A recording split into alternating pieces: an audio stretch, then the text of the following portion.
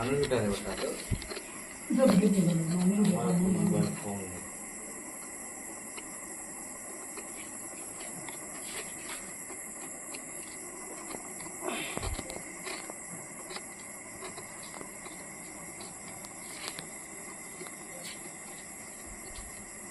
আমরা তৈবকার ম্যানেজার দিলদার বাড়ি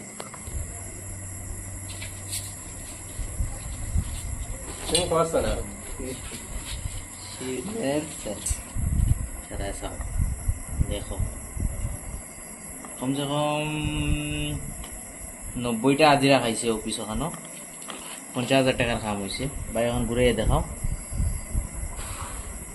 1 কেজি 200 মান টিকিব না ফিনিশিং 1 কেজি 200 মান হইব ফিনিশিং কাম অলমোস্ট হয়ে গেছে তোলাতুলি বাকি আছে ধরে লও আর 10টা হাজিরার কাম হইব বহুত সুন্দর পিস তৈবকার ওকে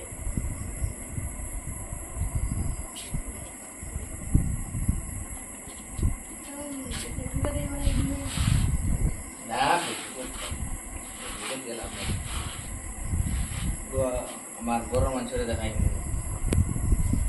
বা বড় বড় খারবারি দেখাই বা দেখো এই